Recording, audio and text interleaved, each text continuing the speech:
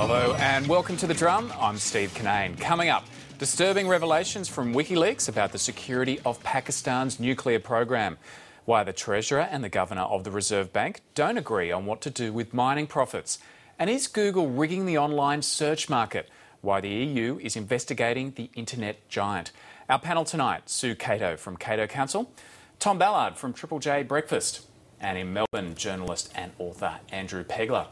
Well, the leaks just keep on coming. Today, we've learnt just how scared the West is about Pakistan's nuclear capabilities. The latest confidential cables released by WikiLeaks reveal the US, Britain and Russia fear material from Islamabad's arsenal could end up in the hands of terrorists. No nuclear material has been stolen, but certainly it has been offered by some scientists on the black market. In the past, there were individuals that were even met with Al-Qaeda's leadership to talk about exchanging nuclear material. And of course, the concern is that if that material ends up in the wrong hands, the consequences of that are enormous. And things just got worse for the whistleblower's founder, Julian Assange. Interpol has put out a global alert for his arrest on rape charges in Sweden. Andrew Pegler, the latest leaked cables show Britain and the US is concerned about Pakistan, and they're really worried, aren't they, about the country's growing instability and what it might mean for Pakistan's nuclear weapons stockpile? Yeah. The problem seems to be that the US feels that the growing instability and they regard as a pending economic catastrophe are continuing in line with them developing nuclear capacities and abilities. And of course, those two things make a pretty dangerous cocktail if you've got a nuclear-enabled nation. And Andrew, they seem like they're not worried that one person's going to smuggle a nuclear weapon out, but they'll smuggle all the different pieces and then be able to sell them on the black market. Yeah. The problem isn't so much someone breaking in and stealing a bomb. It's one of approximately 130,000 people work directly for the Pakistani nuclear facilities, and all they need is one of those, over a process of maybe a year or so, to steal little bits and pieces to be able to reconstruct a nuclear bomb off-site and then use that as they see fit. And so there's some pretty scary stuff in here, considering that Pakistan, as revealed in these cables, has the fastest growing nuclear program in the world. Well, it is scary. It is scary. I mean, but the fact is we're just hearing about it now. I mean, one of the things about WikiLeaks, love it or hate it, is the fact that, it's a bit like the world has suddenly got a hearing implant and we were previously deaf to all of this traffic. I mean, the fact is this stuff's been going on for a long time. And there are plenty of places instability around the world, and we know it. But, does thinking about Pakistan and 130,000 people and the global market for information give everybody cause for unrest? Yes, it does. Tom, what did you think reading these revelations? It's depressing. It's a depressing read, and I think when Russia is saying that you're unstable, you've got issues there. that's quite alarming, I think. And we knew things were bad with the cricket team, but now the whole business, it doesn't look good at all. It's interesting, yesterday and the day before we were talking about Korea. 24 hours later in the news cycle, and we've suddenly swung to Pakistan being the big threat, and we're over talking about and before Korea that, we were talking about Iran. Exactly. So, it's the reality is the world is a very dangerous place. It probably has always been, but right now we're focused on it. So I wonder what the story will be tomorrow. Well, we can wait and see. Andrew, what is this all bad news, these leaks, these cables? Because mostly what we're seeing, we are seeing stuff from the UK, we're seeing stuff from Russia, but it's mostly American diplomats. They're the cables that we're seeing. Is it backfiring on America anyway for you? Look, largely it is a bit of a disaster for the US, but there's one or two glimmers of light, I guess you could call it, spears of light through the forest of darkness. One would be the Saudi king coming out and demanding to cut the head off the snake, as he liked to put it, being Iran. i.e. denuclearise Iran. As we know, whenever the US mentions anything to do with a strike against Iran, there are howls of outrage across all Arab nations. But it's since been revealed that I think Arab nations are a bit nervous because, of course, the Shia Muslim are the majority across the Arab nations, and in Iran, the majority are the Sunni.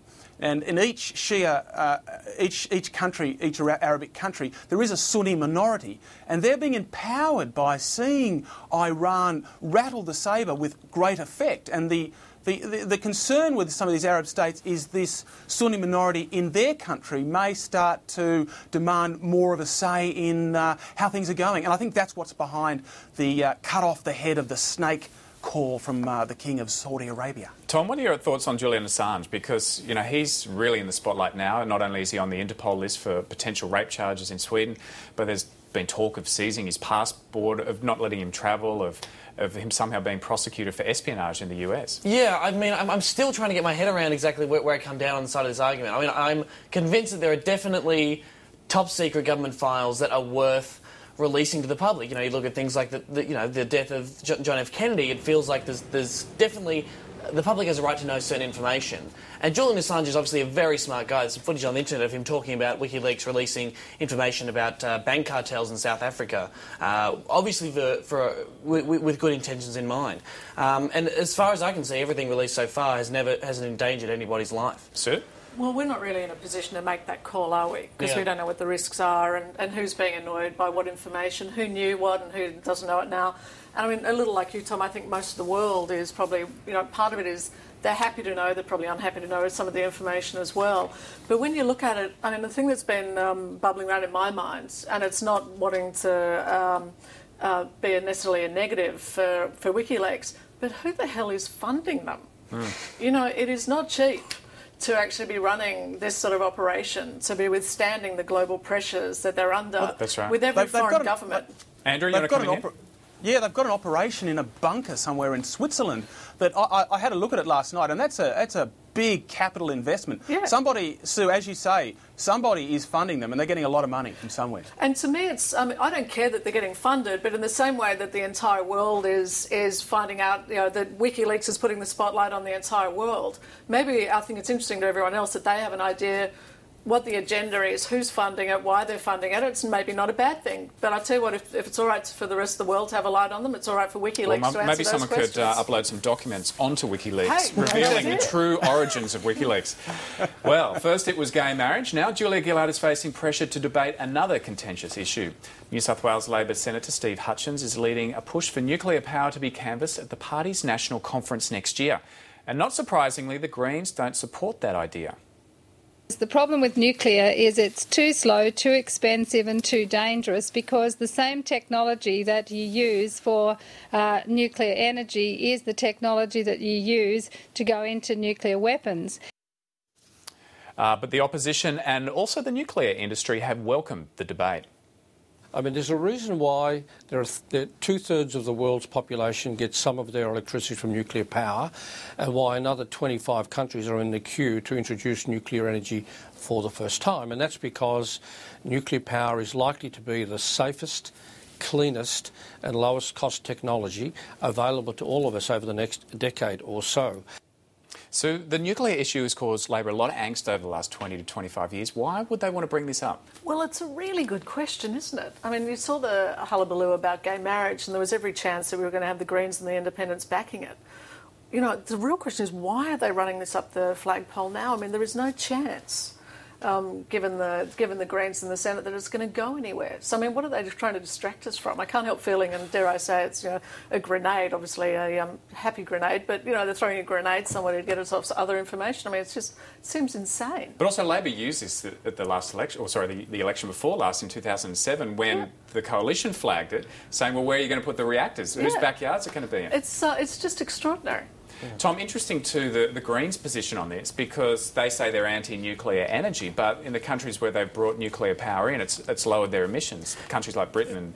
Sure, I mean, France is the regular success story that people refer to. I think it's interesting, Christine Milne refers to proliferation as the major argument against nuclear. Politically, I don't think that'll wash in Australia. I think everyone here thinks we're the good guys and it's going to be fine in that respect. I think really, if the argument against nuclear power from the Greens, I would imagine will be more an environmental one and looking at the half-life of the pollution that this kind of energy produces. Andrew, do you think this is an important debate to have?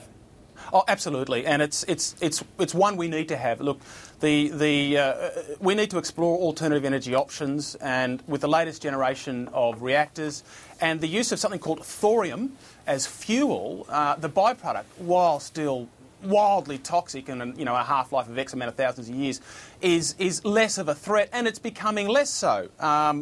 I know 80% of France's electricity comes from nuclear power.